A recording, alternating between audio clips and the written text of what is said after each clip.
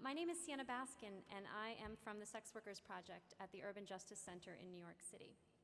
I'm here to welcome you to a symposium on the ways sex workers' rights, health, and lives are affected by laws and policies around the world. In 2011, the UN Global Commission on HIV and the Law held regional dialogues around the world.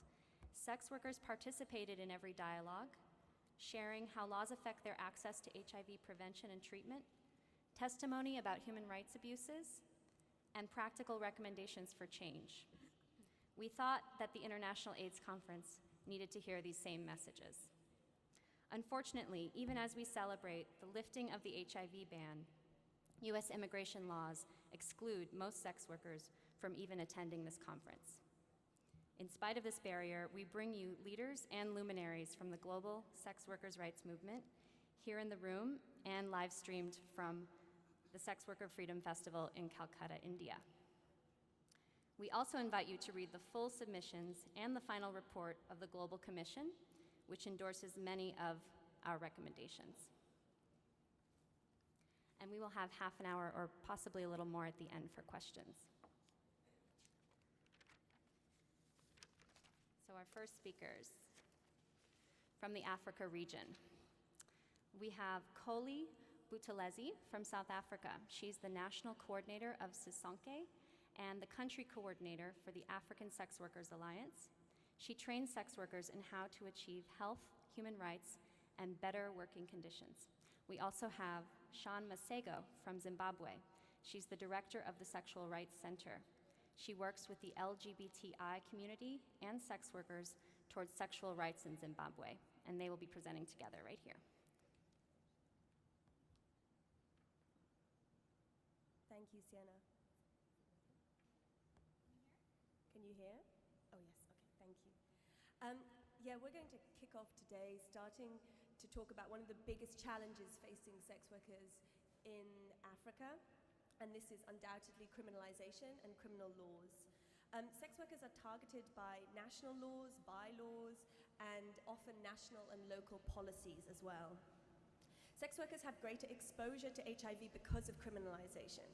It's impossible to affirm the human rights of sex workers if criminal sanctions exist.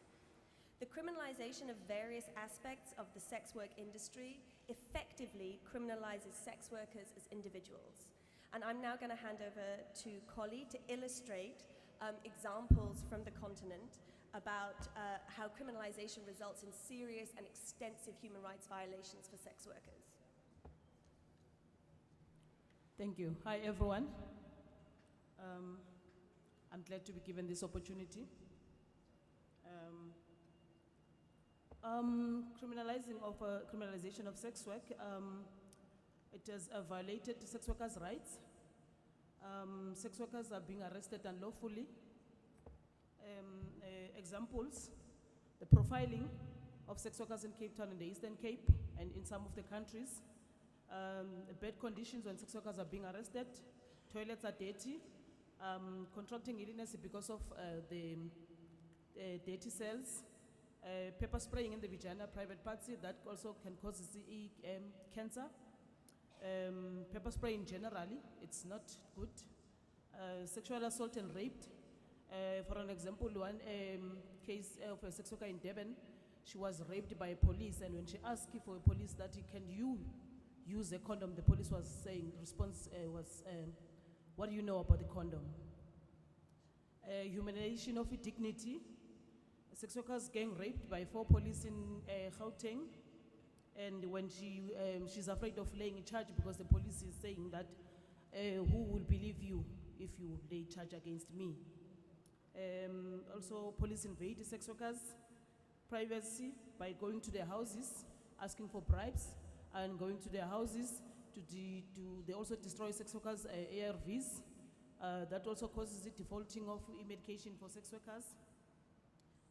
For an example, in Hillbrow, police will go into brothels where sex workers work, and then they will arrest sex workers that are working indoors, and then they call it loitering. One of the examples in Mpumalanga, the police goes to sex workers where they stay because they know where they live, and then when they get there, they destroy condoms, They stabbed condoms. They also forced sex workers to eat condoms that they've been used. They also forced sex workers to jump over the bridge so that it would look like they've committed suicide. In Limpopo, police also ask for bribe from sex workers. They will drive, like they would handcuff, for an example, they would handcuff sex workers and drive in front of them using the loud hailer, discriminating and exploiting them to the community by saying that they are sex workers, and then they will go house to house asking for money from the neighbors to give bribe from the police. Under the police abuse, sex workers' human rights violated, medical care sex workers, and don't have access to medical and ARVs if they're being arrested.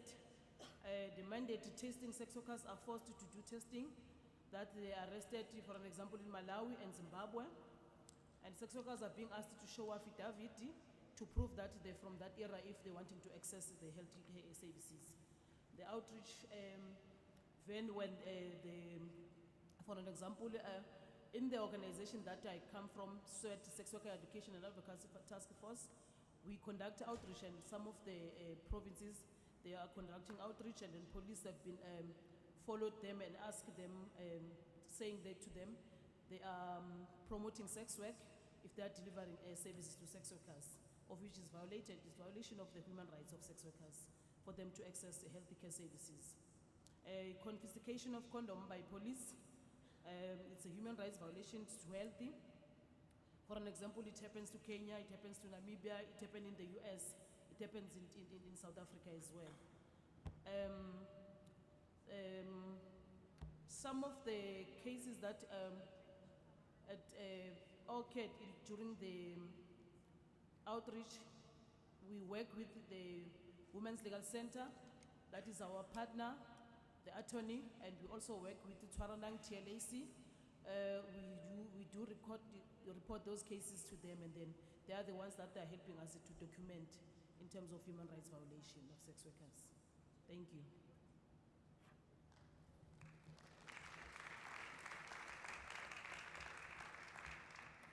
Thanks, Kholi. We just sort of wanted to highlight some other issues that we think are quite specific to countries in Africa. As Kholi has illustrated, the criminal law is often impossible to enforce, and therefore the police often act outside the law. And as a result, put an enormous pressure on sex workers. It's often a serious abuse of police power and often an accompanying impunity. Police very rarely receive complaints from sex workers. Sex workers often have no recourse to justice at all. Criminal laws are often used as a justification for stigma and discrimination against sex workers from various service providers, institutions, and in general, the wider community. The sexual abuse of sex workers by the police increases the risk of HIV, and the criminalization of sex workers makes it impossible to challenge those abuses through the conventional complaints system. I think it's also important to note this issue of multiple discriminations against sex workers. Female sex workers are discriminated against on the basis of being women as well as being sex workers. But it's also important to note issues around the sodomy laws, for example, that often violate the rights of male sex workers. Trans sex workers often experience humiliation and ridicule at the hands of healthcare service providers. So there are additional factors that violate and infringe the rights of sex workers. And I think it's important for us to understand that the experience of sex workers reveal the deeply entrenched, narrow understanding of healthcare provisions in many African countries. The heteronormative model and the morality discourse that dominates healthcare has a huge and detrimental impact on sex workers. And we need to look beyond the meaning of health as merely physical and instead be guided by sex workers to an appreciation of well-being and personal safety and security. So what are the wider issues that we raised at the Global Commission? One of them is definitely the fact that sex workers have no visibility and recognition. They have no political voice. They have limited participation and therefore a limited realization of their full rights and entitlements as citizens. The treatment of sex workers, the exclusion of sex workers from national policies, repressive and discriminatory punitive laws prevent sex workers from affirming their fundamental rights accorded to them as citizens in the constitution of many African countries. Issues around freedom of association. It's often very difficult for sex worker-led organizations to register. Even organizations working with sex workers from a rights-based approach, it's often very difficult for them to register and work in countries. Issues of the right to self-determination. It's very difficult for sex workers often to get identity documents. The right to organize both individually and collectively, coupled with the denial of the right to register organizations, prevents sex workers from accessing funds and also prevents sex workers from recognition at higher level platforms where their voice needs to be heard. I also just wanted to mention an issue of research, which is very problematic. There is a lack of data of the proportion of sex workers living positively. Only 6 countries of 24 in Eastern and Southern African region reported HIV rates amongst sex workers to UNAIDS in 2010. The criminalization significantly exposes sex workers to unethical and exploitative research. And this is a huge problem that needs to be addressed. And the criminal law makes it very difficult for sex workers to ensure that research is conducted ethically. The issue of freedom of expression has come out very strongly with regard to sex workers advancing their rights. And there have been numerous examples on the continent in Africa about sex workers being denied the right to march, denied the right to protest. In South Africa, when sex workers have marched and demonstrated, they have often been arrested. And this is becoming a serious issue in terms of freedom of expression and protest, the right to thought and conscience. No participation or leadership at national level for sex workers to input or to lead around issues to do with HIV services and how sex workers need and want those services to be delivered. So just to wrap up, what were our recommendations? So obviously decriminalization was one of our key recommendations, making it easier for sex workers to complain about police and health professionals' abuse, and then that would give them power in the relationship. Decriminalization, we really feel it's about ensuring that sex workers have power to make decisions about their bodies and have power to access services in the way that they need those services. Free and accessible legal help for sex workers. Sex workers need recourse to justice. It's absolutely crucial in advancing sex workers' rights. Political accountability. Holding politicians to account for their failure to reform laws in line with HIV policies, and their failure to reconcile the disconnect between laws and policies around HIV. And finally, the opportunity to do grassroots research to actually ensure that sex workers are able to say for themselves what sex workers want. Thank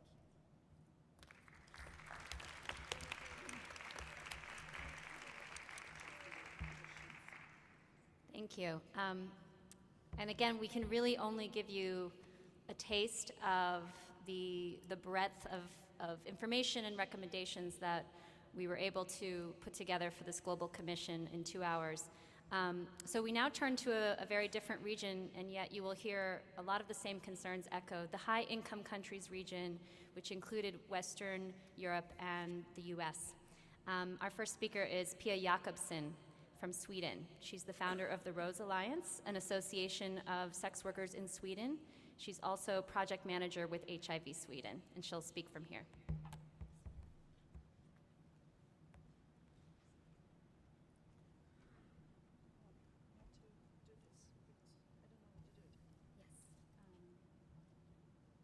I think we have one slide for her.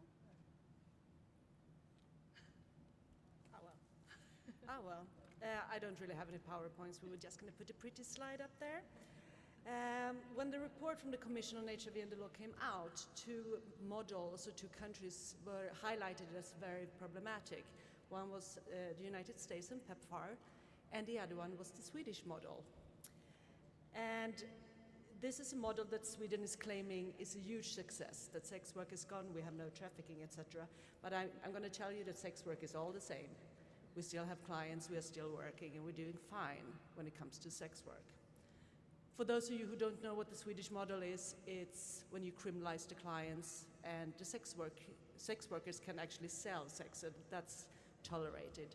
And this might sound good, but at the heart of the Swedish model is the idea that sex work is men's violence against women, and that sex workers are always victims. So the state have actually made a law that tells everybody we are victims.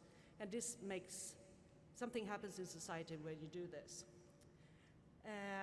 I also have to say that we only talk about women who sell sex. We don't talk about male sex workers or trans sex workers, even of course we do have them in Sweden. Now we had this law for 13 years, and this message that all sex workers are victims has been filtered through the system. So every service provider, every healthcare provider, every politician, every local council person knows this now. It's even taught in school. And what happens is that when sex workers ask for services, they will be rescued. If they don't want to be rescued, they will be denied services. And they will be accused of suffering from a false consciousness, romanticizing prostitution, and the most favorite one that I use today is they don't realize that sex work is a form of self-harm, thus labeling people more or less mentally ill. And what happens with stigma and discrimination, I don't think I have to tell you. It's at an all-time high. And of course, this also affects the attitude against HIV prevention. We had our lovely national coordinator against trafficking and prostitution saying maybe they can buy their own condoms if they make so much money.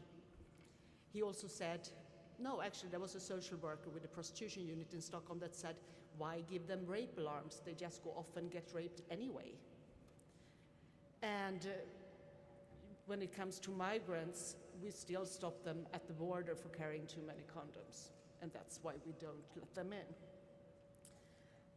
When the Commission's report came out, it was actually in the news in Sweden, and it said, certain countries have been highly criticized, and I think they mentioned 2 African countries. There was not a word about Sweden being criticized. While Sweden is still only doing HIV prevention for sex workers in 1 city in the south of Sweden. We only have needle exchange in 2 cities in the south of Sweden, not in Stockholm, mind you. And we have a disproportionately, God, that's hard, high number of people in jail per capita for HIV-related crime. I think we have the highest number in the world. And to add insult to injury, they are trying to spread this model to other countries. And to end this, I want to quote a dear friend of mine, the late Robert Carr, and say, you know, this is bullshit, and it's time we call it bullshit, and we have to stand for it, that we don't tolerate this anymore. Thank you.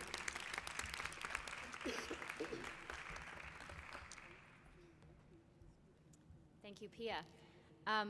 One theme that really did emerge in the high-income countries dialogue was that there are policies that affect sex workers within these countries. There are also policies of these countries that affect sex workers around the world because these countries have so much power. And on that theme, we have Melissa Ditmore, an independent consultant on sex work and HIV. She's written numerous books and reports on sex workers and HIV in the US, Asia, and Africa. Thank you, Sienna. I'm pleased to be here. As most of you know, PEPFAR is foreign assistance from the U.S. government for HIV and AIDS programming, and PEPFAR currently operates in more than 150 countries. PEPFAR has facilitated the provision of ARV treatment to thousands of individuals and expanded services for many, including sex workers in some places. However, this funding is conditional.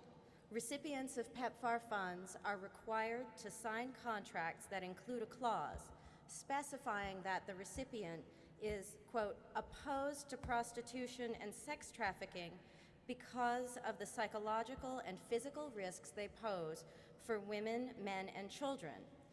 This condition for funding is colloquially known as the Anti-Prostitution Pledge.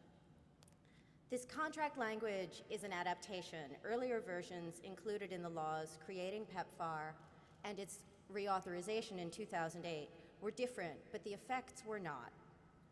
Despite the fact that sex workers face disproportionate risk for HIV, and despite the current U.S. administration's efforts to base policy upon evidence, we found in our research that the pledge is not grounded in evidence or is grounded in very partisan interpretation of evidence. And what we found across our research is that by inadvertently promoting stigma against sex workers in health programs, the pledge in all its forms increases sex workers' vulnerability to HIV infection by undermining the ability of sex workers to access HIV treatment, care, and support. In spite of its intent, the pledge appears to encourage violations of sex workers' rights around the world, especially in health and social care settings and in programs designed to assist sex workers interested in transitioning to other occupations. Stigmatization and discrimination are social drivers of the HIV pandemic, and to promote such, even inadvertently, is counter to United Nations recommendations in HIV and AIDS programming. These real-life examples illustrate adverse effects of the pledge. Some projects for sex workers have closed. Sex workers have been excluded from services and denied information about HIV and its transition in some settings in Asia. Organizations in Africa that propose to rehabilitate sex workers further stigmatize sex workers who supplement their incomes after rehabilitation with sex work. This stigmatization encourages people to hide their involvement in sex work. This takes the form of not carrying safe sex commodities, including condoms, and that in turn severely inhibits their ability to practice safe sex in sexual transactions. Sex worker organizations have been dropped from NGO networks in which they had previously participated. Faith-based organizations with PEPFAR funding have sponsored condom burnings in Uganda, decreasing access to safe sex commodities while promoting stigma against sex workers and others. Sex workers have reported higher levels of stigmatization in research settings after the implementation of the pledge. In addition to the human rights violations we documented here, anecdotal reports of similar practices in other areas were also found. These examples demonstrate how the pledge directly undermines publicly funded safer sex promotion and HIV prevention efforts supported by PEPFAR. One form this undermining takes is the suppression of information about what works for HIV prevention and AIDS programming with sex workers. Because organizations are insecure in their funding, reports about effective sex work projects and research with sex workers have been censored by organizations that fear investigation by US congressional representatives, or they fear losing their funding. In one example, after publication of a USAID-funded study about violence against sex workers in Cambodia, the US-based funding recipient was investigated by congressional staff at the behest of the elected representative who proposed the inclusion of the pledge in PEPFAR. This investigation was perceived to be vindictive. No violations were found despite the months of investigation. In light of the disproportionate effects of HIV among sex workers and the urgent need to scale up programming, the PEPFAR anti-prostitution pledge risks the lives and health and threatens the lives of thousands. The fear of being branded as pro-prostitution has inhibited dialogue and information sharing about HIV and AIDS programming for sex workers to such an extent that many organizations no longer promote their successes. This has contributed to a lacuna in the literature about HIV programming with sex workers. Stigmatization and marginalization increase the risk of contracting or transmitting HIV. For this reason, UN Secretary General Ban Ki-moon has spoken out against stigmatization of key populations in the fight against HIV and AIDS, saying overt and covert stigmatization and discrimination against these groups is a significant factor impeding data collection and targeted funding and programming. Sex workers are one of the key populations referred to in this statement. Indeed, sex workers experience stigma and discrimination in many settings. The elimination of the anti-prostitution pledge from US funding contracts would be a forward step against the stigmatization of sex workers in US-funded healthcare settings. Short of eliminating the pledge, clarification about what is permitted is necessary. Inconsistent interpretation has exacerbated the problems caused by the pledge. Communicating changes and explicit rules clearly and succinctly might eliminate, or at the very least, reduce multiple interpretations of the pledge and the HIV-related and other harms experienced by sex workers and those providing care and support to them. Thank you.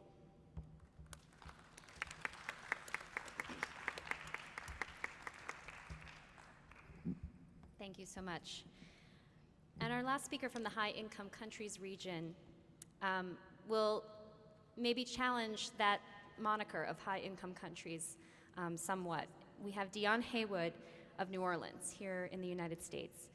She's the executive director of Women with a Vision, which was founded to improve the lives of marginalized women, including transgender women, their families, and communities by addressing the social conditions that harm their health and well-being.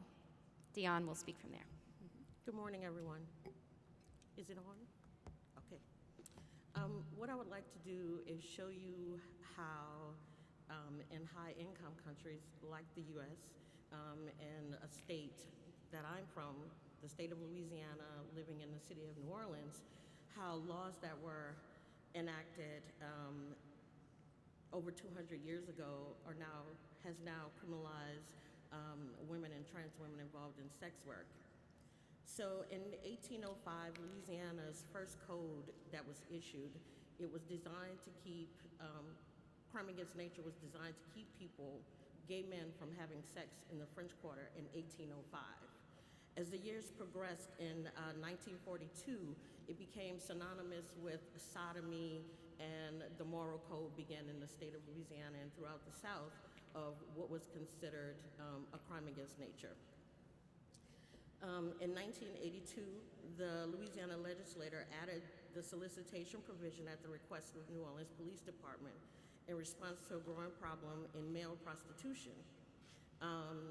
And the statute, which is considered in the state of Louisiana, Statute 1489, Crime Against Nature, is the solicitation by a human being of another with an intent to engage in any unnatural porno copulation for compensation. To break that down simply, oral or anal sex is criminalized in the state of Louisiana. What happened after that is once the law was changed in 1982 to so-called target male prostitution, and it really wasn't around prostitution, it was just any gay male that could be targeted and arrested and criminalized for who they were. Giving police that amount of power, they had the power to either charge you with prostitution, which in the state of Louisiana is a misdemeanor and carries just a fine, or solicitation, crime against nature, which required registration on the federal sex offender registry in the U.S. And what that did was allow the power of people in a system that in Louisiana, and particularly in the city of New Orleans, the criminal justice system receives a per diem per person for every person that they have in prison, in jail, in the local jail. So when police are out arresting people, they then started targeting transgender women and poor women, largely African-American women, who are involved in sex work, normally for drug addiction, homelessness, or survival. And so this was so harshly used that by I think our last stats, we had 48% of the people on the sex offender registry were African-American women. They were the easiest to be targeted, easy to be arrested, and also many of these women experienced a lot of violence by police officers. Many of them were raped. Last year we had 3 police officers who were actually convicted of rape of women involved in sex work in New Orleans. Not only did they have to pay fines, and fines can go anywhere from $60 a year, but once women would leave prison, they have to pay $500 to register themselves on the registry. If they do not pay that $500 within 21 days, then you automatically are returned to prison.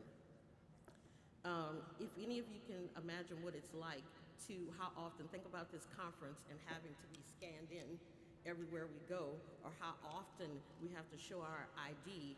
Imagine what it's like to be a young woman or a young trans person or a gay male that has been charged with a crime against nature. The word sex offender goes across your ID. So everywhere you go and you have to show your ID, it says sex offender, which means you can't really find what people like to call a normal job, and you're criticized, you can't get housing, and it makes it really difficult to navigate when you think about what the US and the way we show our IDs for everything here.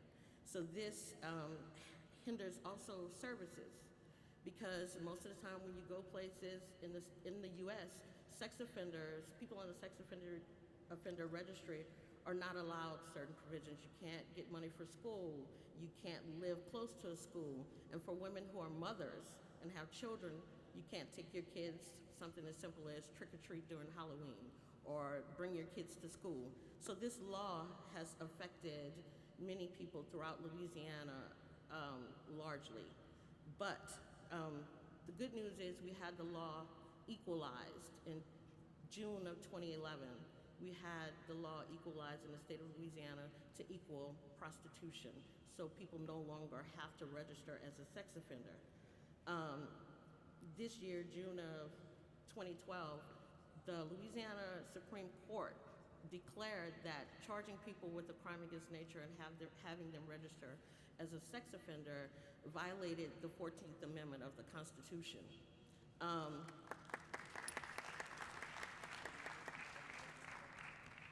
I would love to be able to sit here and say that Women with a Vision did that all on our own, but we did not. We did it with some of the people sitting on this podium, many people across the country, and amazing lawyers. But really what changed this law was the women and the trans women and the people mostly affected. It was very important for us that they would be the voice of this campaign, which they labeled No Justice. And we decided that their stories had to be at the forefront, that we can have amazing lawyers, that I can come and speak at events like this, but it would be this amazing feat, a historical feat, that in the US South, where normally we know how racism is in this country, but how it exists in the South, that majority African American women and trans women would have an opportunity to lead and change history of a law that was adapted over 200 years ago. And so we did that, and that was successful, but we're still waiting. It's kind of like half of a win. We have in the state of Louisiana right now, just in Orleans Parish, where Women with a Vision is located, we have over 500 women remain on the sex offender registry, and the state has yet to remove them, even though the Supreme Court has ruled that this violates. So we're still fighting, and hopefully soon they'll be off. Thank you.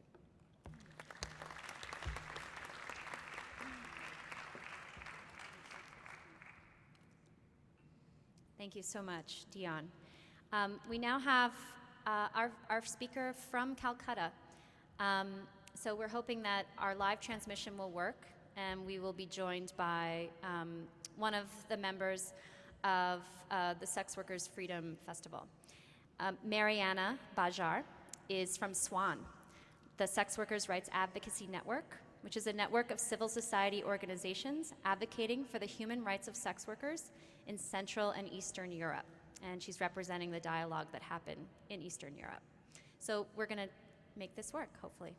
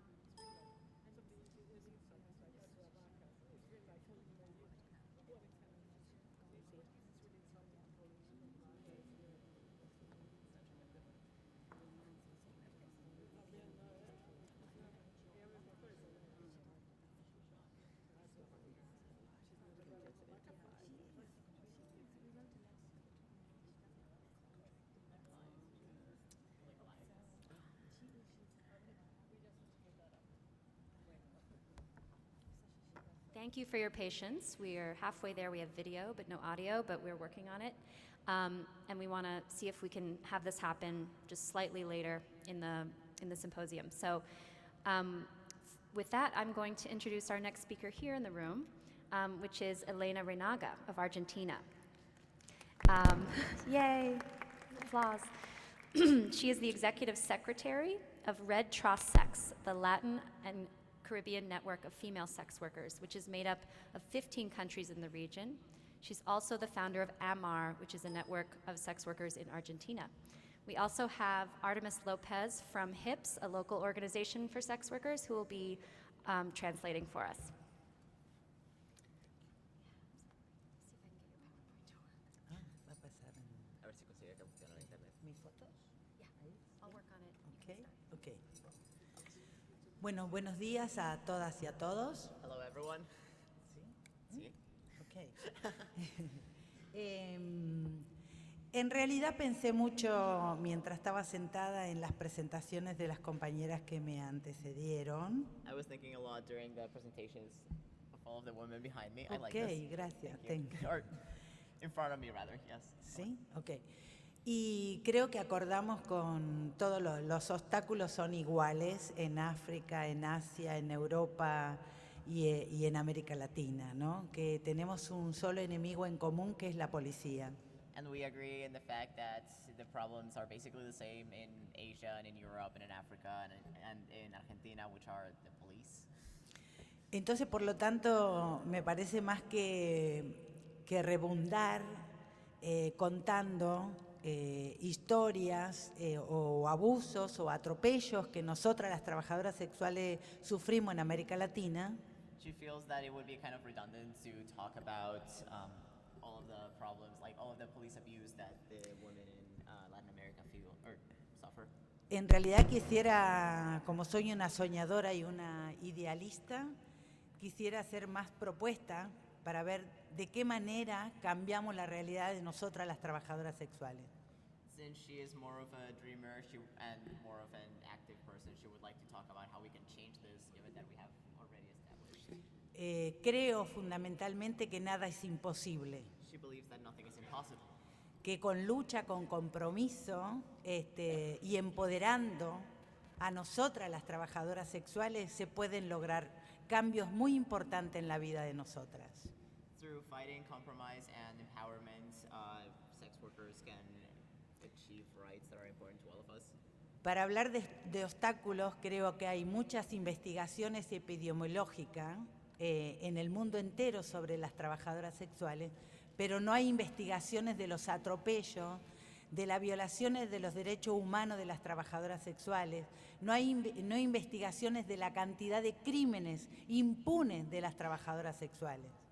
While there are some reports of the things that sex workers go through, there isn't any actual data on all of the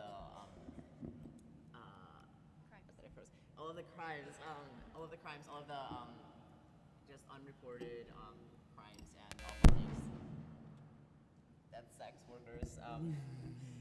workers have to face, like violations and rapes and just all of this violence that happens that isn't going documented.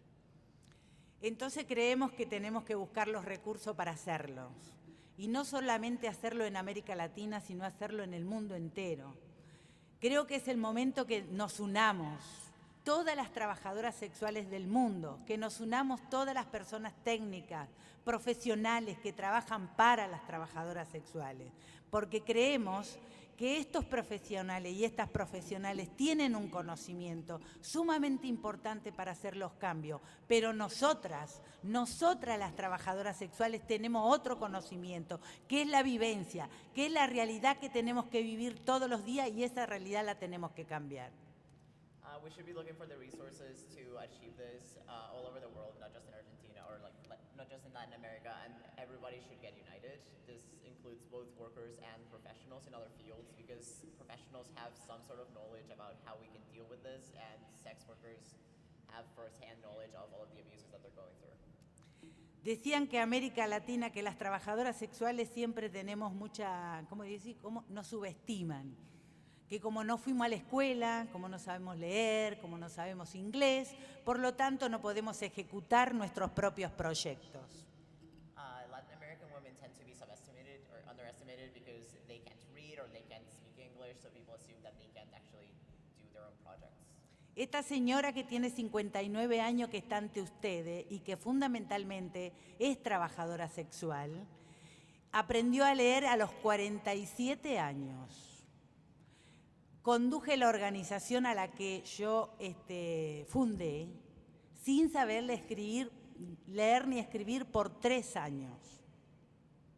Creé la red latinoamericana en el año 97, apenas salida de la primaria, apenas. Y hoy, en el 2010, en el año pasado, la red latinoamericana le aprobaron el Fondo Mundial para la Tuberculosis y la Malaria, el SIDA, le aprobaron un proyecto de 12,5 millones. Entonces, ¿qué le quiero decir? Que las tontitas que no sabemos leer, fuimos capaces de soñar, de elaborar una propuesta para hacer el cambio real y profundo en la región, en el Fondo Mundial, y lo ganamos. Qué atrevida que son las ignorantes analfabetas, ¿no? Entonces, ¿qué quiero decir? Que todo es posible, que nada es imposible, pero que nosotras somos las que tenemos que hablar, que hay mucha gente que está al lado de nosotras que tiene muy buenas intenciones, pero no tienen que hablar más en nombre de nosotras. Somos nosotras las que tenemos que salir a gritar al mundo entero que queremos ser libres, que queremos ser reconocidas como trabajadoras sexuales. Sí, perdón.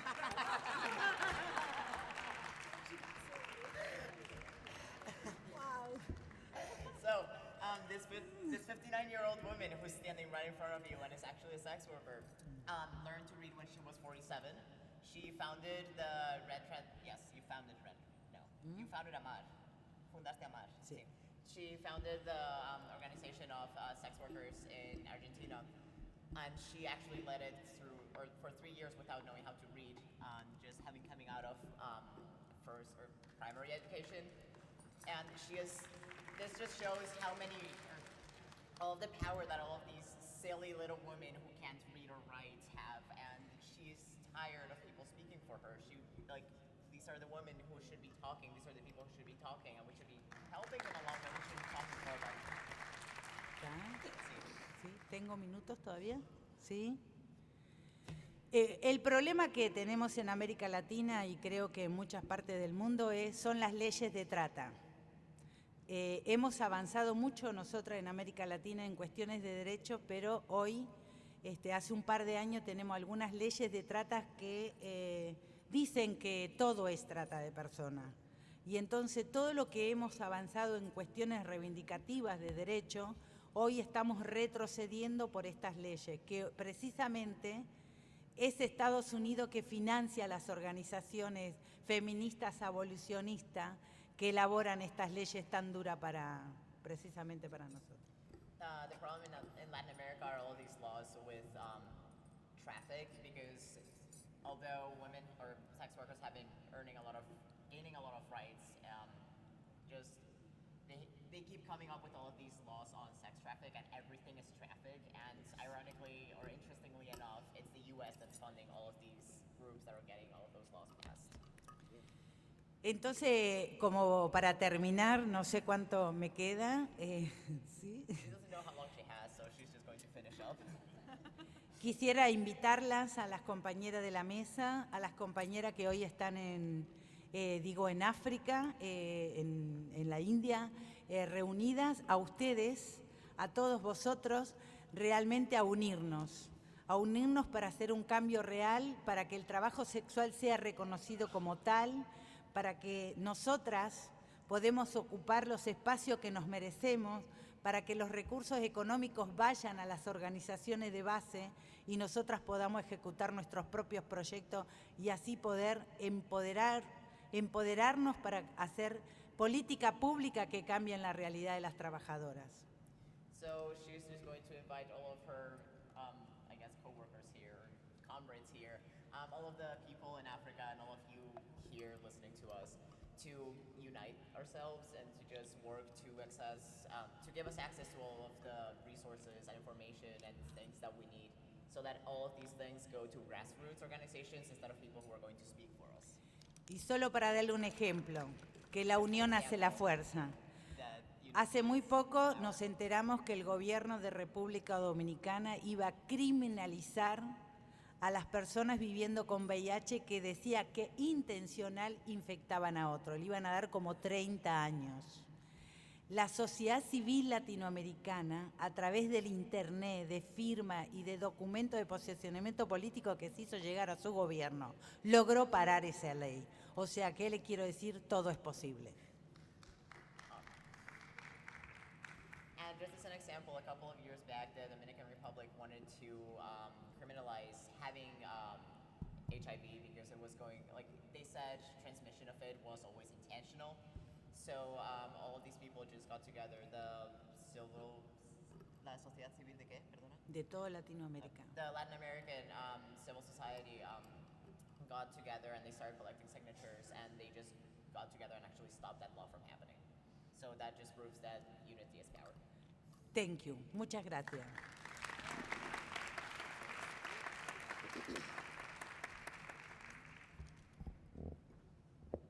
Thank you, Elena. And thank you, Artemis, for jumping in and helping us. So we're going to go forward with our last speaker from DC. We're still working on and hoping that we can introduce our speaker from Eastern Europe, who is in Calcutta. But our last speaker, we are very honored to have Miriam Edwards of Guyana. She is the chair of the Carribean Sex Work Coalition, which seeks to advance for the rights of sex workers while building the capacity of its members. And we're also honored to have her. She's also the co-chair of the Global Village. And she's gonna speak from there.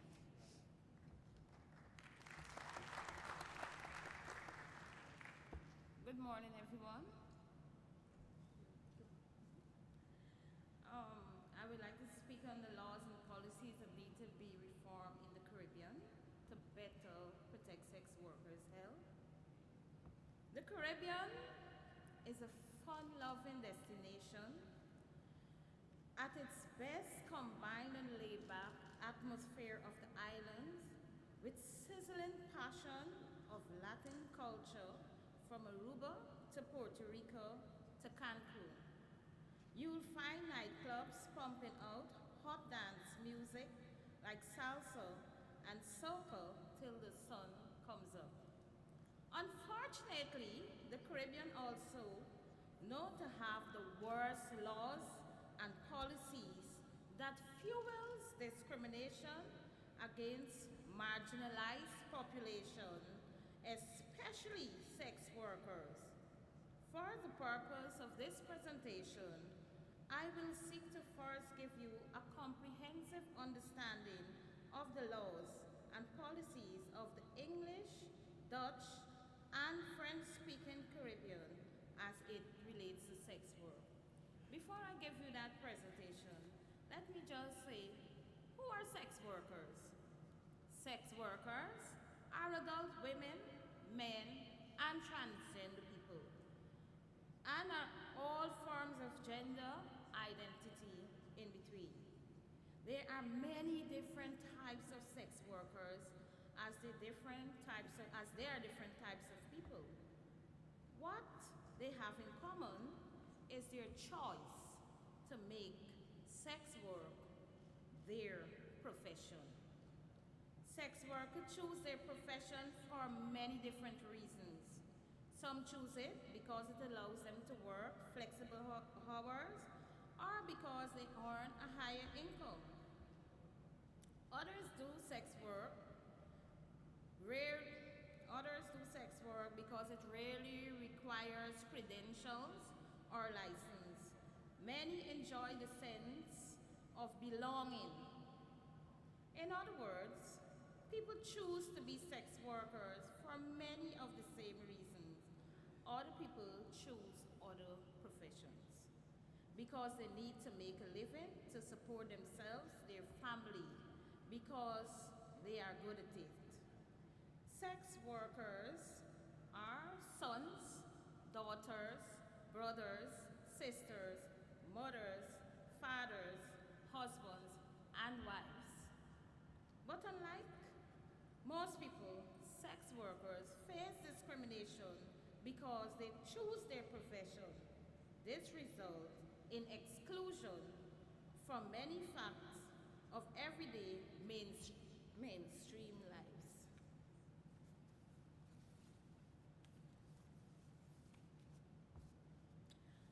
The laws and policies in the Caribbean vary when it relates to sex work. This variance is seen in different territories, whether it is English, Dutch, or French speaking. In general, the laws on prostitution in Dutch Caribbean and Haiti are least restrictive.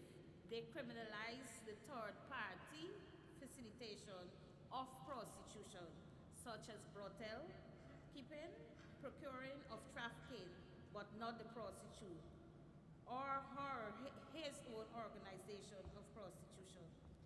In the Netherlands, we clearly see example of the local government legalizing prostitution in specific defined ways. Laws that govern the French department in the Caribbean and English-speaking Caribbean countries are most extensive.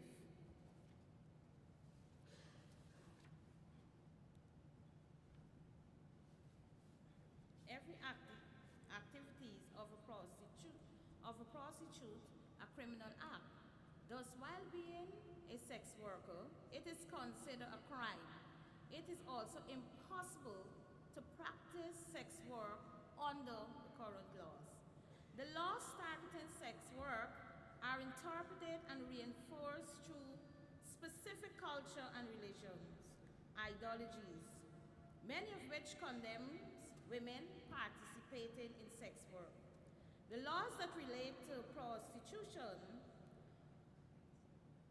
are both underpin and reinforce them, place sex workers across the Caribbean region, in a very vulnerable position.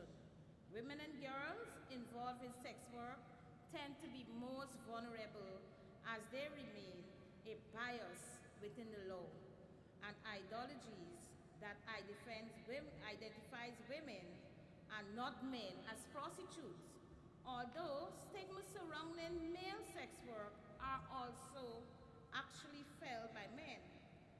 I am not sure how many of you knows the movie How Stella Got Her Groove Back. But this movie focused some attention on the male sex workers in Jamaica. The Beach Boys, as they're commonly called, usually have clients from all over the world. And I would say a little on this. A lot of times, persons who sit in the ivory tower making decisions for sex workers and making so-called stigmatization decisions for sex workers leave their ivory tower to go on a vacation in the Caribbean islands and sleep with the beach boys, the rent-a-dread, and these persons, and they don't see themselves as sex workers, but they are clients of sex workers, and then they stigmatize against open sex workers. But they're sitting in their ivory tower and they're sex workers too. So we want them to get this message that we need decriminalization and legalization of sex work. If they're free to do it, sex workers must be free to live their lives too.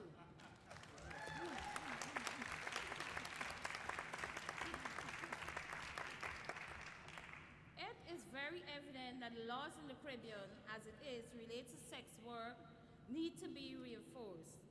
It is widely known that the Caribbean has the second highest HIV rate in the world.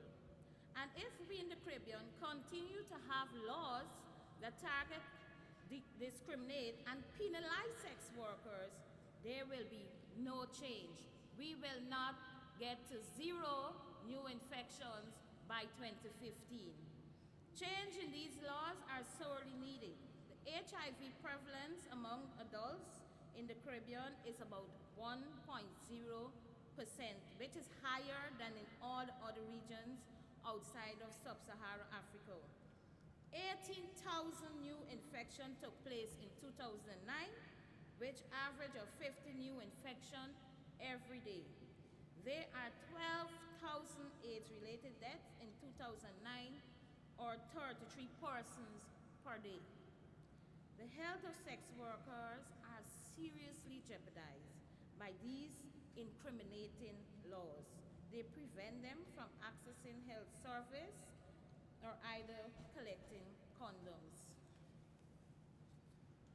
or to receive sexual and reproductive health and services, or for many other medical acts.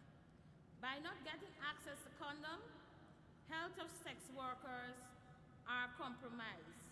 Some sex workers are arrested and charged if found with more than 2 or 3 condoms on them. How do we protect the health of our sex workers? I believe it is time that we promote 100% condom use. By not being allowed to carry condoms, sex workers' ability to negotiate safe sex with clients is seriously undermined. A lot of stigmatization sessions need to be carried out with members of the public. Further, law outside the Caribbean further contribute to lack of adequate health services for sex workers. The so-called anti-prostitution pledge adopted by the United States government has worsened the lack of funding available to sex workers' organizations.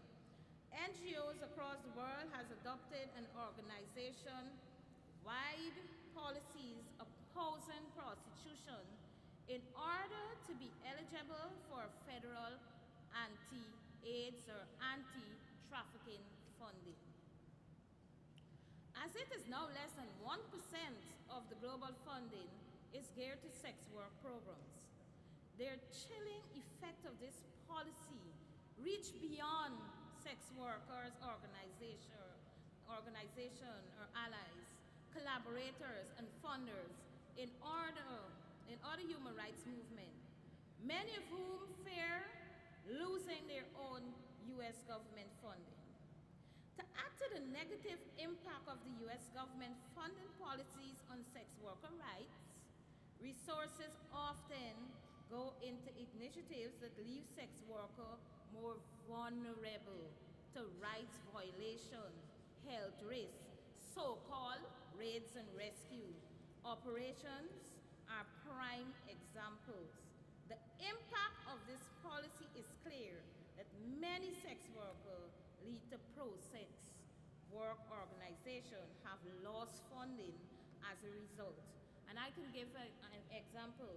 We had one of the first sex work-led organizations in Guyana, One Love, and they were offered the PEPFAR funding, and when they took the funding, 3 months into the funding, they made them sign the anti-prostitution pledge, and now that organization is no more because of that.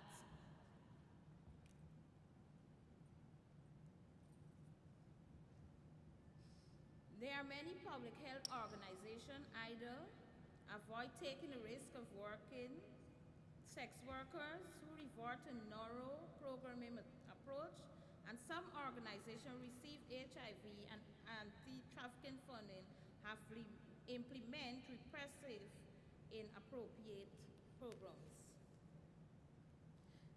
The stigma and discrimination that sex workers encounter when entering public health facilities in the region is rampant. So it is time the government in the Caribbean address many laws and legalize sex work, because sex workers are human beings and deserve the right to be treated as such. When we have laws that criminalize and stigmatize, prosecute sex workers, we are doing more harm than good.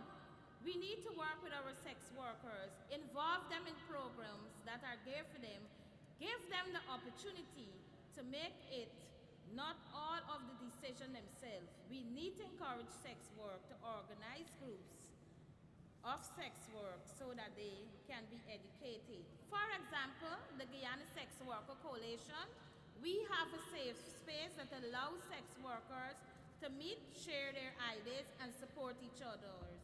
The laws and policies in the Caribbean is related to the health of sex workers need to be seriously examined and reformed so as to better the health of sex workers across the region.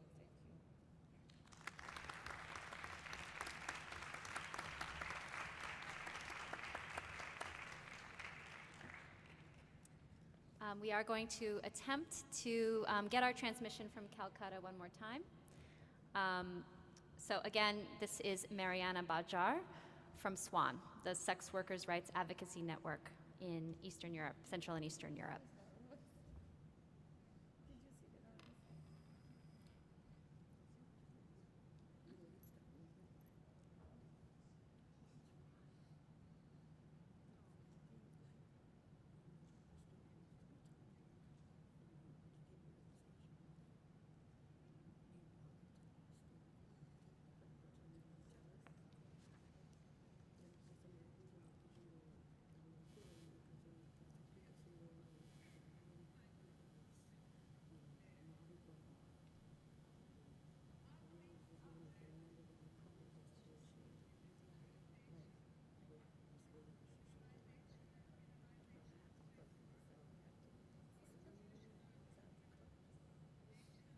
Raids and repression, violence and impunity, discriminatory laws.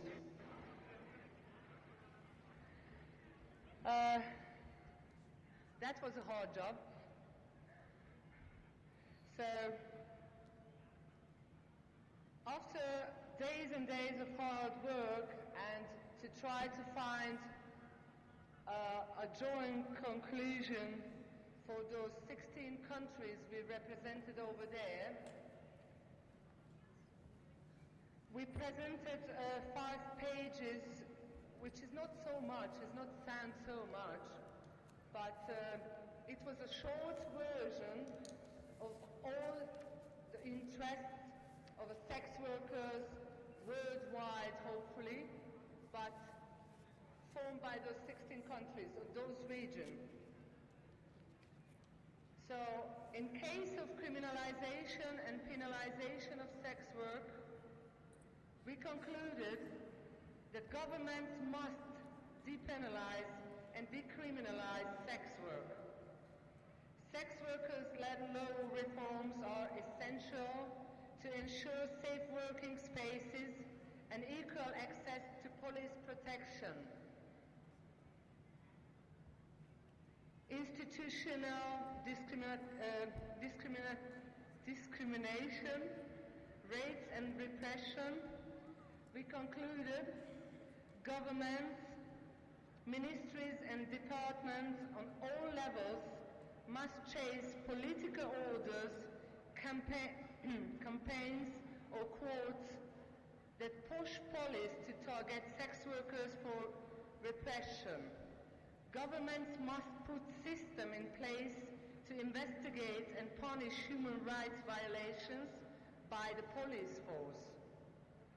Public authorities and legislators must address systemic excuse me.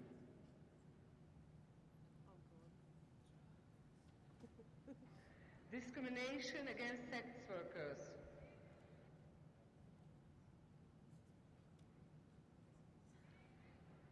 And violence and impunity.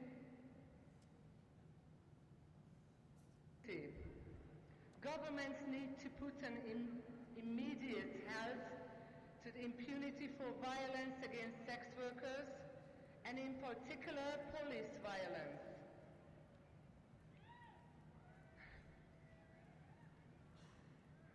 Discriminatory laws. Governments must repeal laws that discriminate against sex workers and people living with HIV.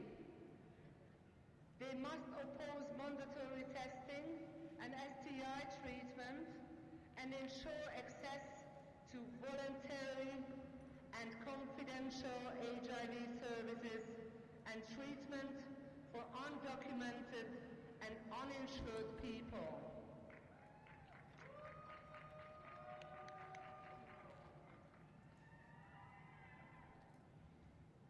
Yeah, you deserve that.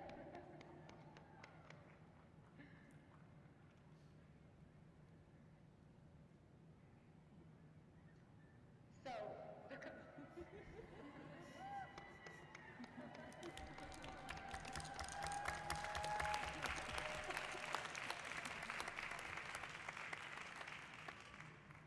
so we come up with a conclusion that governments in the region must depenalize and decriminalize sex work.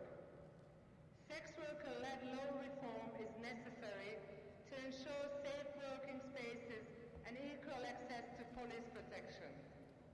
Chase political orders, campaigns, or quotes that push police to target sex workers for repression.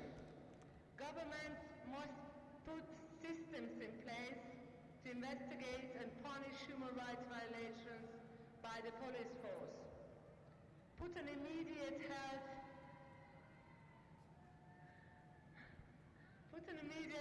to the impunity for violence against sex workers, and in particular police violence. Repeal laws that discriminate against sex workers and people living with HIV. Must oppose mandatory testing and treatment and ensure access to voluntary and confidential HIV services and treatment for undocumented people. The UN must oppose any policies based on discriminatory laws, raids, criminalization, or anti-client initiatives. Policies must be based on scientific evidence and human rights rather than moralistic or religious grounds.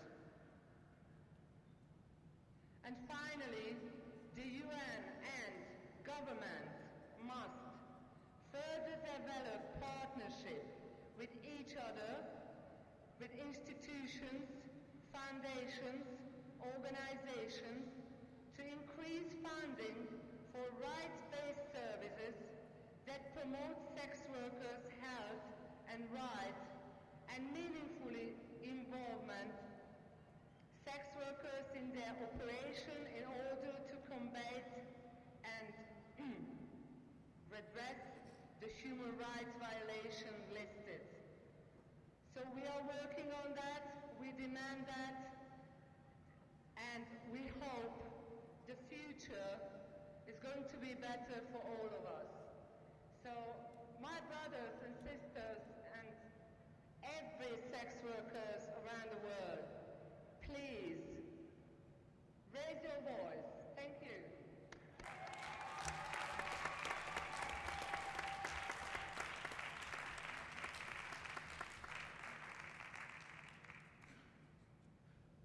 Thank you all for for listening and for being patient with the audio issues. I think it's actually a very potent image to see a sex worker trying to talk and being silent. And it is because of these immigration policies that exclude sex workers from the United States, that exclude even sex workers who are already in the United States from achieving legal immigration status, keeping people marginalized in the shadows and more at risk. I wanted to mention one more thing before we go to questions, which pertains to this policy and all of the policies we've been talking about, especially in the United States. We have a call to change U.S. policy on sex work and HIV. We have a website, it's sexworkandhiv.org, very easy to remember. This declaration was drafted by sex workers in the United States in solidarity with sex workers around the world and lists specific policies that need to change in the United States. It's a demand to U.S. government to look at these policies, and the immigration bar is obviously one of them. With that, and we have copies of the call. If you'd like to read it on the stage, you can come pick one up at the end. And please endorse the call at that website, sexworkandhiv.org. Now we have half an hour for questions. We have clearly, global leaders in the sex workers' rights movement, so this is a great opportunity to ask questions.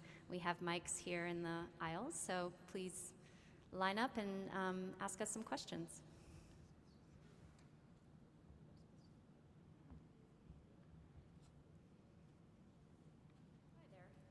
And if you could tell us who you are and who you'd like to answer your question. Is it on?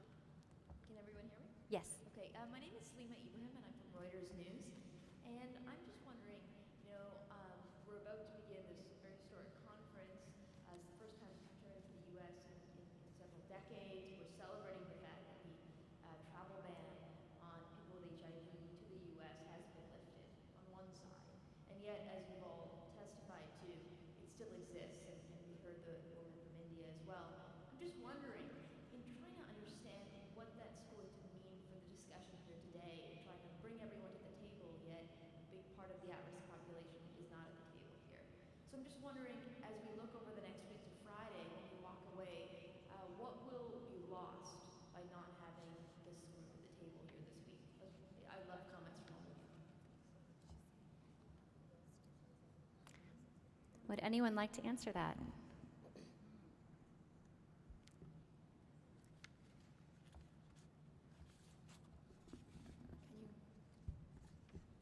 We can't have an AIDS-free generation, and we can't end AIDS if we do not include sex workers and drug users in our prevention planning and encouraging them to have full access to treatment, care, and support for HIV.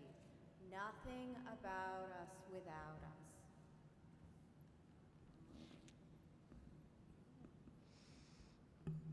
Would anyone like to build on that or also reflect on who we're missing here and what that means for the conference?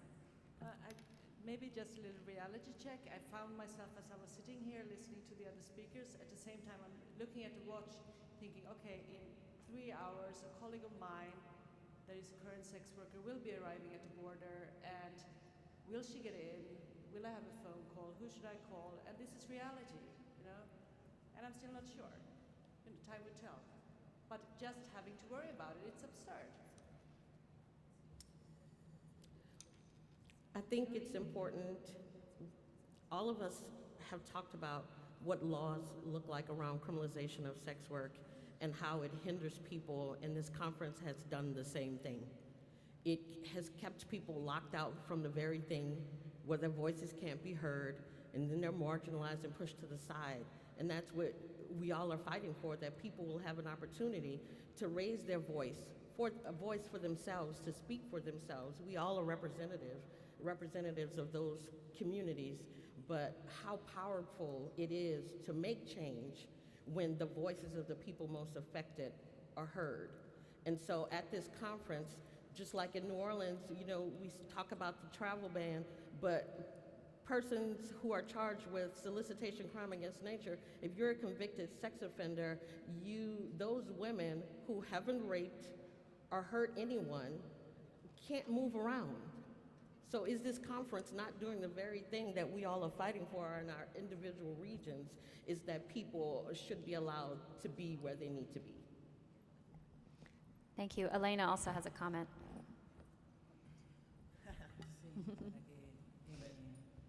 Bueno, yo quiero decir que a mí me dejaron entrar y soy trabajadora sexual. Obviamente que para venir a una conferencia no voy a entrar al aeropuerto diciendo soy TS, soy trabajadora sexual, pero me parecía muy estratégico poder llegar y estar acá. Well, I'm saying that I am here at this conference and I came in even though I'm a sex worker, and I mean I didn't go through the airport going I'm a sex worker, but I still got in here. La verdad que extraño mucho a todas las compañeras que están allá, porque me parece que deberíamos estar acá. Todas deberían estar gritando y deberíamos estar en la marcha, porque seguramente en la marcha nadie iba a ir presa, pero es la única manera que nos escuche, estando junta, gritando junta y estando en la calle. I do miss all of the women back home, and I feel they should all be here, and we should all be here together and screaming and making noise, and we should all be at the march because they wouldn't arrest us there, but I feel we should all be together and being loud. Participo en las conferencias mundiales desde que se hizo en Canadá, y la verdad que esta es, para mí, como trabajadora sexual, fría y triste, porque falta la alegría que dan las trabajadoras sexuales, las compañeras trans, los trabajadores sexuales, ¿no? Y me parece que, honestamente lo quiero decir, es un error no estar donde debemos estar. I've been in these conferences since it happened in Canada, and I have to say that I feel this one is very cold and sad because it's missing all the energy that sex workers bring to the table, and I feel they should all be here. Kholi also has a comment. I think for us in Africa, what is missing is the voice of sex workers themselves. I think it's also important to make sure that the sex workers are part of these kind of discussions. Their input will be much important for them to be here. Their voices will be much important for them to be heard. I also feel that the sex workers are still marginalized, and I think and I believe that it has to come to an end. For them not being part of this, for me, it's a very disappointment. Thank you. Thank you. We have another question. I just want to ask quickly, there's been a pervasive shift in dialogue that was touched on a little bit earlier. People are using human trafficking and conflating it with sex work. I'm wondering if somebody could talk a little bit more about that. You know, it's very difficult politically to say, oh, I'm a fan of human trafficking. You know, I'm pro-human trafficking. I think it's very smart messaging. And I wonder if some people can talk about the use of that term and how that's been adopted into the anti-sex worker movement, and how we can fight to keep that conflation, you know, keep those two things separate, because I think they are bleeding together in a very dangerous way. Would anyone like to speak to that? I'm sure we all have a lot to say. Yeah, Elena. Mm-hmm.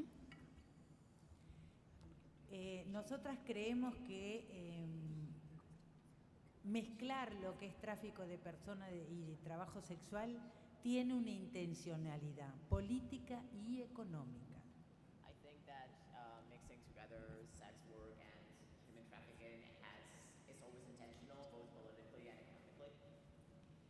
Y obviamente esas personas que hacen esto son gente que está en el poder en el poder político, en el poder judicial, en el poder policial, digamos, y de la justicia, porque hay gente que le interesa que todo sea lo mismo, porque defienden negocios, la clandestinidad del trabajo sexual, la no separación de la trata y el trabajo sexual genera dinero a muchas personas, pero no a nosotras. She thinks that the people doing this are pulling power, whether it's political, judicial, or police power, and they are always people who have something to gain from outlawing or criminalizing sex work, and it just makes them money, and they're protecting businesses by standing up against all of it. Conozco algunas juezas en mi país y conozco algunos diputados en otros países que son dueños de prostíbulos clandestinos. Así que, por supuesto, a ellos no les conviene que el trabajo sexual sea reconocido como tal y que a nosotras nos dejen de perseguir. She knows several judges and several House representatives in different countries who own illegal brothels, and it is obviously not in their interest to have sex work legalized because they want to still gain power and have all these like clandestine or illegal things to their name and make money from it. I'm going to thank you, Elena. I want to give some chance for other people to respond as well. Melissa?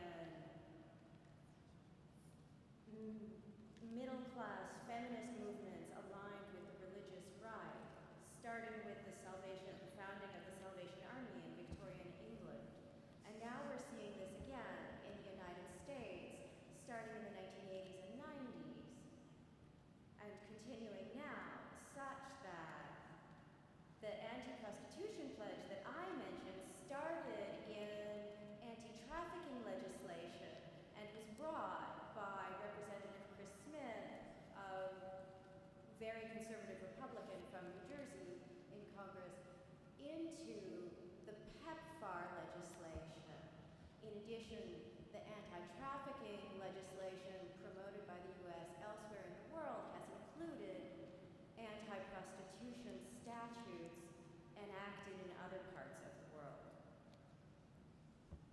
Thank you. And Pye also had a comment.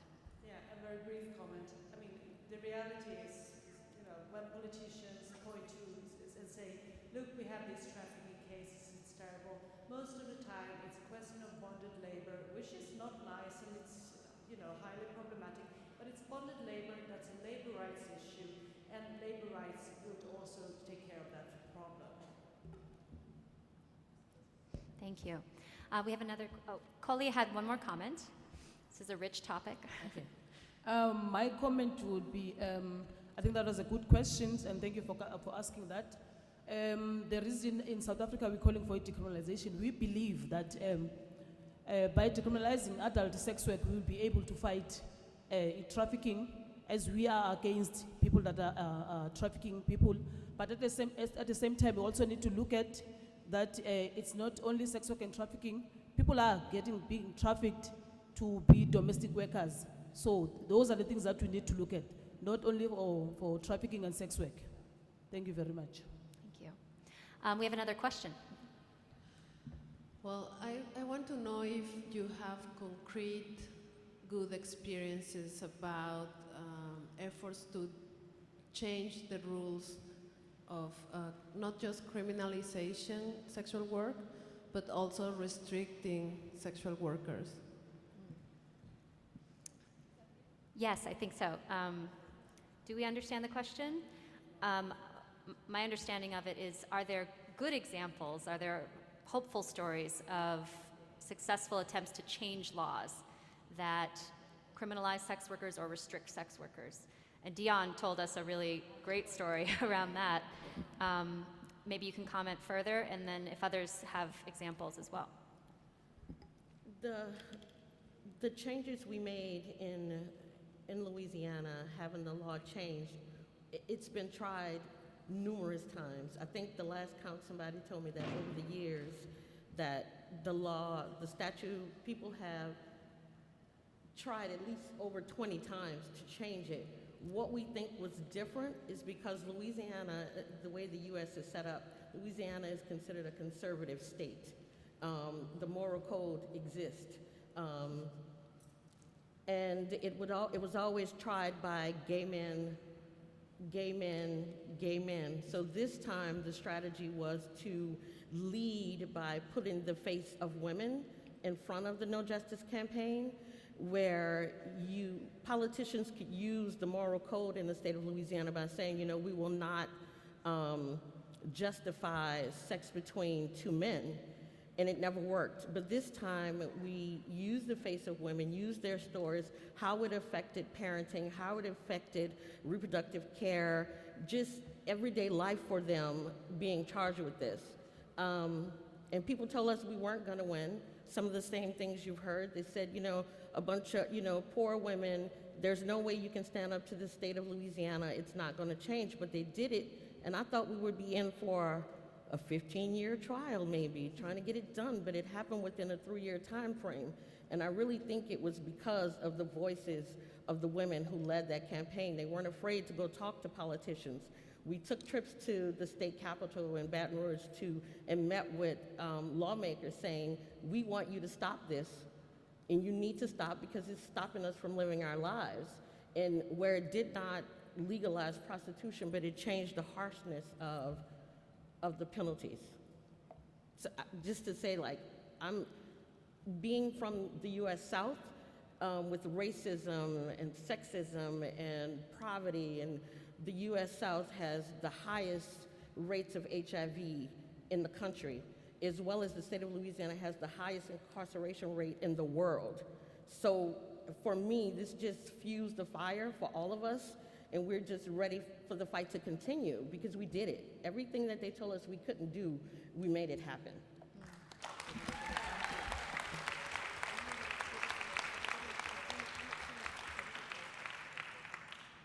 Would anyone else like to speak to that?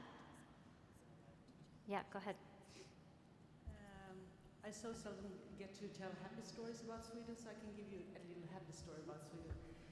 Sweden, we have a nice thing, which is that everybody that is employed get 80% of their income when they're ill from the state's health insurance. And we have a lot of sex workers who pay taxes because you have to, it's illegal not to.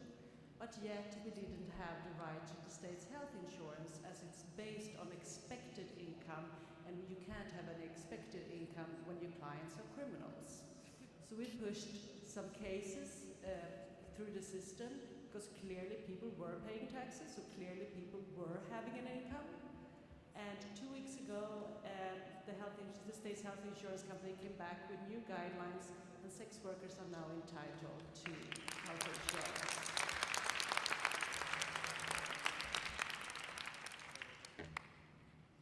We have another question. Actually, mine is not a question. Oh, a comment. Good morning, everyone. I'm Kiomia McLean from Uganda. And just a supplement to my team from Africa. Mine is actually an appeal. I'm happy when I hear everybody expressing themselves, the challenges, the success stories as well. But at the same time, deep in my heart, I feel it's still a very long journey that we're doing after seeing Marianne presenting from India. They're like in a jungle forest where they can't really be heard, or they're being forced. Actually, they're being I saw them as victims, just like the gentleman is asking, the trafficking, how they conflate the trafficking and sex work. Now, mine is just an appeal, and an appeal to the US government, to Barack Obama, to really, amend, if possible, really amend the law about the PEPFAR pledge. And if they can include the human rights-based approach in all the programs that address sex work issues. Then the other thing, if they can also decriminalize the travel ban. Just like myself, not different from Elena, I didn't tell the embassy that I'm a sex worker or I'm working with a sex work organization. I got another organization to recommend me to go to apply for my visa. And that kind of these guys walking when your head is bowed down, it really, really makes us victims. And I think this is the time for us to act. Then another appeal goes to African countries, and I know they are here, our leaders, our presidents, they are listening, they are hearing this. Let them decriminalize adult sex workers with all the criminalizing policies and laws against adult sex work. If that is not done, they are guilty of killing sex workers. Thank you.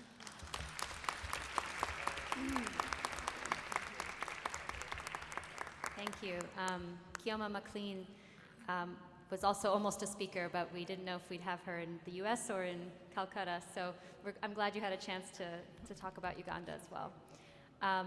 We have another question? Actually, this is the queries regarding to the policy and law. It is a conflicting issues all over the world that on the one hand, many countries has criminalized the sex workers, and on the basis of the penal policy of the particular countries, police has been harassing to the sex workers, and then this attitude of the police has been pushing the sex workers to more vulnerability. On the one hand, we have to address, and the state has to provide such type of that the policy that the sex workers would not be pushing to the vulnerable positions. At this situation, how to harmonize, how to make such a conducive policy that the police could not harass the sex workers on the ground of penal policy of a particular country, and then to make such an environment that the sex workers would not push towards the vulnerable situations. Thank you. It's a complex question. Does anyone want to speak to that, or do you need you had trouble hearing? Okay. May I try to summarize your question? And then, or did you want to speak? Okay. I believe your question is, how do we create a situation where police are not harassing sex workers? Yes. And recognize that this is a really big problem, that police violence against sex workers, without also recognizing that not all sex workers are victims. Is that your question? Yes. How to, how to balance that situation? So what sort of policy or legal mechanism, legal tools should be framed to address this, the tough issue all over the world? Okay. Would anyone like to tackle that one? We cannot change the harassment from the police if sex work is not legalized. Once it is a criminalized act in the country, once the laws and policies don't change, there will always be the harassment meted out to sex workers. So for starting, we have to change the laws. The laws have to change before anything can happen for sex workers. Kholi would like to add, and then Deon. I think by calling for a decriminalization of adult sex work, that can change, and with your support. Thank you. And Deon. Anytime I'm talking about police is difficult for me. One of the things that happens in New Orleans in particular is that police are taught to charge up. So even though they could have charged women with prostitution, which would have been a misdemeanor, they charged them with the crime against nature. And I think we really have to target policies and how these laws are mapped out, simply because the police officers had the power to charge without even seeing the act, without admission. We called it just a talking crime. For example, we had a situation where a young woman who had just come home from the war, and she was on her way to the Veterans Hospital to be treated for PTSD, post-traumatic stress syndrome. She served 6 years, and I want to say she was in Iraq. When she was walking down the street, a car pulled up and said, "Would you like a ride?" And she said, "No, I'm fine." And he said, "Where are you going?" And she said, "I'm on my way to the VA hospital." And he said, "Are you a vet?" "I'm a vet." "Yeah, I served, you served. You want a ride?" And she got in. And then, of course, it was an undercover sting, and she was charged with crime against nature. We have many stories like this where people weren't even doing anything, walking down the street. Majority of our transgender clients, they say that they're guilty for walking while trans, that just because of who they are, the police will target them. So I feel like the only way we can deal with that is really going inside and really getting them to change those policies of how police charge people, but also really working with community to know their rights. So many people in oppressed countries or situations, even for us in the US, when you're oppressed, you don't know that you have rights. I laugh every time I hear human rights, because most people in the US don't even know what that is, especially in the US South. And so we started doing community engagements around knowing your rights, what you should say, what you shouldn't say, what you have a right to do.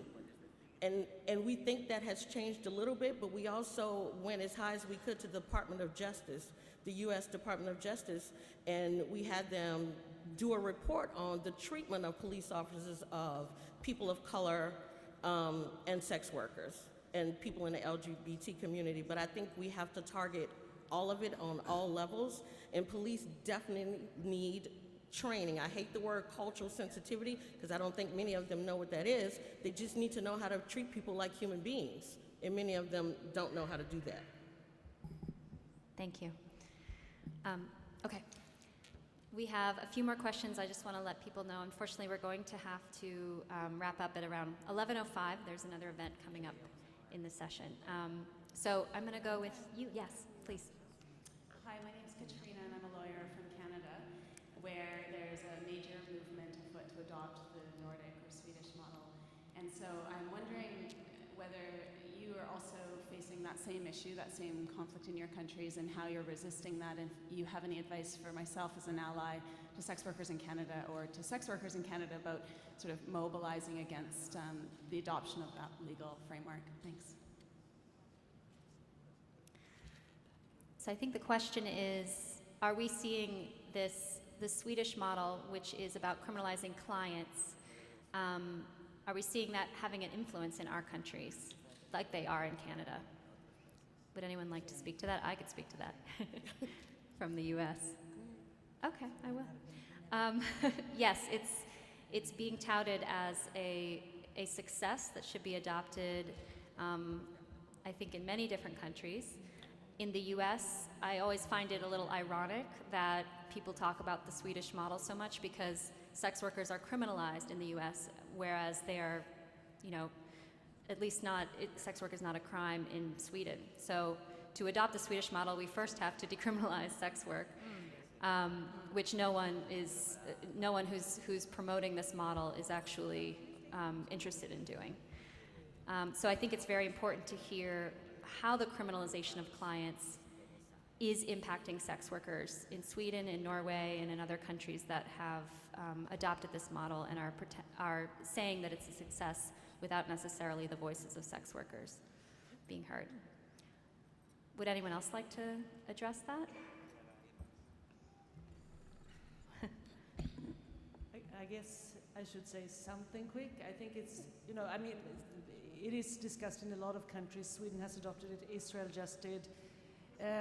Iceland has some kind of version of it, and so there are a lot of other countries, that is talking about it. I always say the only good thing with the Swedish model is I got to travel a lot to talk about it.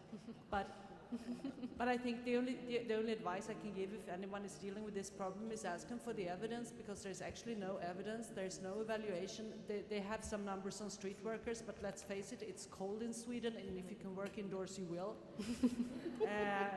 So they actually don't know what they are talking about, and they really don't care. And when we point out that this law has made it worse for sex workers that were already most marginalized, they say, we know, but it's worth it to send a message, right? So ask for the evidence, there is none, and take it from there. Thank you. I think we have time for one more question, please. This is not a question, I'm going to plug something which you've Plug already away, plugged. yes. So for those who don't know, the Global Commission on HIV and the Law just launched its report. Sian referred to it, and a lot of the other fabulous panelists who have contributed to this document referred to it. It's available on hivlawcommission.org. I think it gives a serious pathway to legal reform and how to work with some of the questions that were asked, like on how do you work with police. The report in itself is short, but the website has rich information on success stories and the difficulties that, for instance, law enforcement and etc. face. So if you work with policymakers, if you are a lawmaker or a policymaker, this is something that you've got to arm yourself with if you seriously mean to kind of change things at the ground level. And just on the question of working with police, this is not rocket science. It can be done if there's political will to do it. I'm a lawyer who's worked with sex workers and has worked with police, etc. And if you want to do it, there's a way to do it. It's not mind-boggling, but if the bureaucracy really wants to work with the health ministry, the home ministry, etc., and whichever country you're from, it's been done, and sex workers have benefited through that process. So I think there's a lot of information in this report, and I think it hopefully empowers communities. Thank you. One last question. One last, thank you. Thank you to all the speakers. I come from probably the smallest country represented at this conference. I'm from Papua New Guinea. And just to add to the last comment, Papua New Guinea in its own efforts, we also inherited draconian British law through the Australian administration colonially, and therefore sex work and sodomy is a criminal offence in Papua New Guinea. We had our first national dialogue on HIV law reform and human rights in the state room of our Parliament building last year. We have brought a few reports of that, so anyone interested in reading that, please see me. Thank you. Thank you. Thank you so much. I think we have just a tiny bit more minutes, and I wondered if any of the panelists had questions for each other, because this is such a rich opportunity to dialogue from between nations, between regions. Just wanted to throw that out there if anyone would like to ask each other questions. I didn't prepare them for this. Well, I have a question that I thought of, which is maybe to Sian and Kholi, maybe others might also speak to this, which is we're talking about policy reform and law reform. What impact does that have, and is that the right road to take in countries where the law is not strong, where the law that exists is not respected? Is law and policy reform still important? So if anyone would like to jump in. Yes, definitely. I mean, I think sort of speaking from the context of Zimbabwe, I think that it's crucial to always be talking about law reform and always be engaged in issues around policy, and just sort of picking up again on that question of the police. One of the biggest challenges that I'm sure resonates with a lot of other countries is that police act outside the remit of the law, and often violations occur at various different levels. So when, for example, police are confiscating condoms from sex workers, we're looking at issues to do with health and the right to health. And I think that this is why it's very important to look at laws and policies, even if the rule of law is not really working in the way that it should. I think it's really important to still be pushing those points home, because it's really crucial to be looking at all aspects of sex workers' lives and the impact of police action and issues around healthcare providers, etc. I think that we do need to be looking at laws and policies, yeah. Thank you so much. Deon, you had one more point? You know, it's easy to say that the laws in certain countries aren't strong, but again, and I'm speaking from a certain region in the US where people who make laws do what they want to do. Right now, we had a Supreme Court judge, which is in the US, the people who make the decisions about certain things, said this violates the 14th Amendment. And yet the state of Louisiana, the governor, the attorney general has yet to take people off the registry. And we still have women to this day, right after the lawsuit was filed, we got 50 letters, over 50 letters in the first week of women serving time. And I'm not talking about 6 months, because they've been charged at least 3 times. They're serving 20-year sentence, 8-year sentences for sex work, really, or failure to register. So the laws, we still have to battle in a way. I feel like being in the US South is like being in what we call a third world country. It's not much different to me. So I just feel like it's really important, and opportunities like this to show people that even though the US is considered a high-income country, some of its people are living like the very people that they claim, you know, it's so wrong over there, it's so poor, it's this, it's that. But many of you across the country saw how people were treated after a national disaster like Hurricane Katrina. It looked like Haiti to me, and was born and raised in New Orleans. And so it's just amazing how it's the same. It's not much different. And I think that's the important takeaway, is that even though the US sits where it is and makes decisions for other people and makes it hard for people not to take what they offer, many of us are living that same reality here. Thank you. Thank you. Thank you so much, and thank you to all the panelists. Many of these panelists will be speaking at events throughout the week. I hope you see them again and hear more of what they have to say. I also invite you to check out the Sex Worker Networking Zone in the Global Village, where you may be able to see more of what's happening in Calcutta. And thank you so much for attending. I'm sure the speakers will be available outside if you have further questions. Thank you.